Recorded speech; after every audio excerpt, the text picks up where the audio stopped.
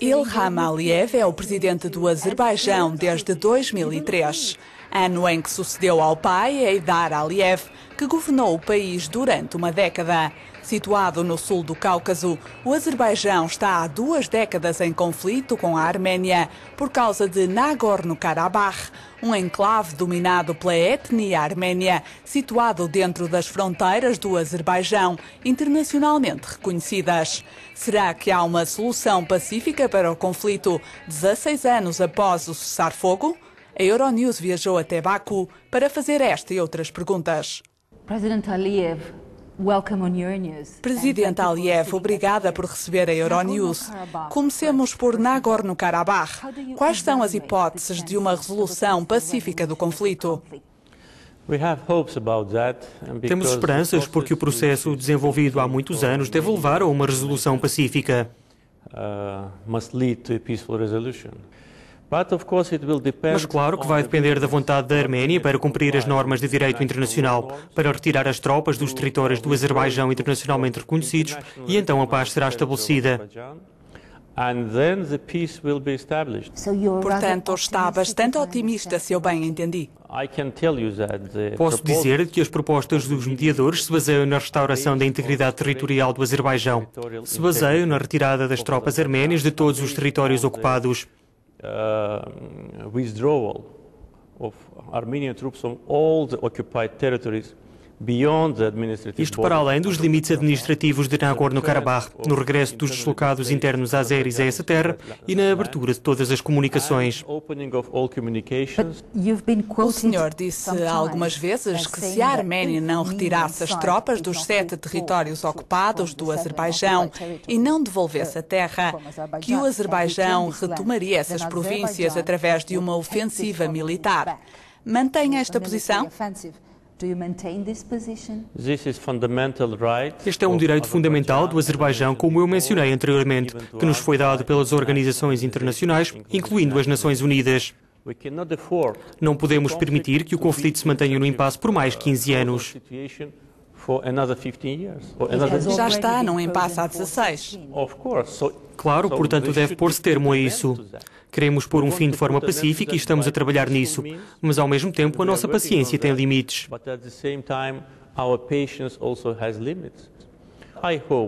Eu espero que aquilo que acordámos antes e aquilo que estamos a planear acordar em 2010 ponha um fim ao conflito e a paz chegue ao Cáucaso.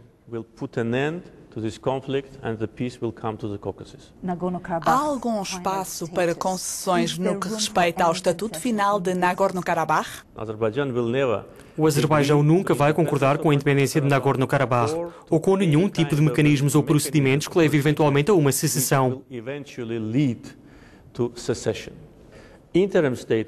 Um estatuto provisório para Nagorno-Karabakh pode ser uma das soluções. Nós vivemos juntos, os arménios vivem aqui, os azeris viveram na Arménia, portanto não houve problemas no passado. A reconciliação deve acontecer e depois disso as pessoas vão comunicar e vamos ver qual poderá ser o estatuto final de Nagorno-Karabakh.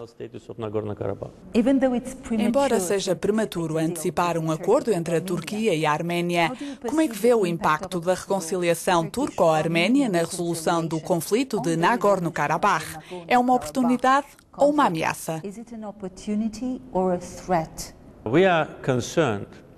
Estamos preocupados que, caso isso aconteça independentemente de algum progresso em Nagorno-Karabakh, as perspectivas do processo de paz de Nagorno-Karabakh vão ser muito fracas. E depois?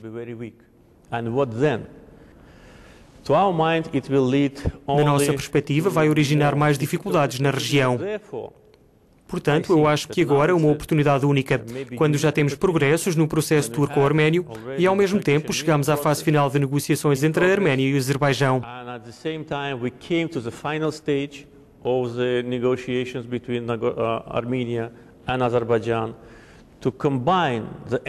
Podemos combinar a energia desses dois processos, de forma a que nenhum país na região se possa considerar abandonado, nem que os seus interesses nacionais são ignorados. E se isso acontecer, as tensões são inevitáveis. O seu país estabeleceu a primeira república democrática no mundo muçulmano, antes de ser incorporado à força na União Soviética. O que pensa daqueles que dizem que o senhor dirige o seu país como uma ditadura pós-soviética? Este tipo de expressões é insultuoso para nós. Algumas vezes somos o tema de ataques injustificados e tendenciosos nos mídias internacionais, nos chamados grupos de direitos humanos. Estas tentativas de apresentar o Azerbaijão como antidemocrático são inaceitáveis. Nós entendemos que, como a importância do Azerbaijão está a crescer, as tentativas de influenciar o Azerbaijão estão a aumentar em diversas partes do mundo.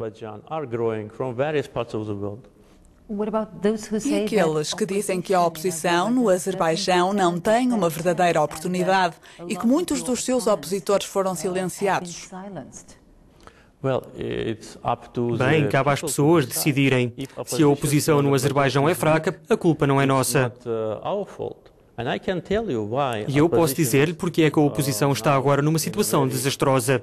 As pessoas do Azerbaijão estão a viver cada vez melhor. Durante a crise em 2009, a nossa economia cresceu 9,3%, a indústria 8,6%, a inflação 1,5%, as reservas de divisas são 20,4 mil milhões de dólares. Hard currency reserves are $20.4 billion. Nestas circunstâncias, o que é que a oposição pode fazer? Apenas criticar? Bem, eles estão a fazê-lo numa base diária. Não nos opomos. Mas em março de 2009 houve um referendo e houve uma mudança na Constituição que aboliu o limite de mandatos presidenciais. Quer ficar no gabinete indefinidamente? Bem, isso não foi feito por razões pessoais. Essa prática existe em muitos países. Não nos países democráticos. Bem, depende. Se há um rei que é um chefe nominal de Estado e um primeiro-ministro que pode ser eleito 5 vezes, não é muito diferente do que temos aqui. Se olhar para os países europeus, vai ver. Não se considera um rei, pois não? Não. Eu considero-me o chefe do Poder Executivo, o que é, no caso dos vossos países, o primeiro-ministro, que pode ser eleito várias vezes. Portanto, por que é que as pessoas devem ser privadas deste direito? Se elas têm uma escolha, se têm a oportunidade de escolher, elas podem escolher quem quiserem. E o processo democrático no Azerbaijão é muito ativo.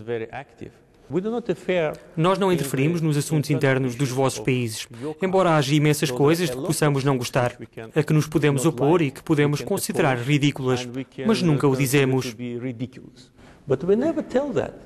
Por exemplo? É por isso que nunca dizemos. Nós comportamos de forma delicada. Os assuntos internos de um país, as tradições, a história, o sistema político, a atitude, os líderes nacionais devem ser deixados ao critério do povo desse país. Mas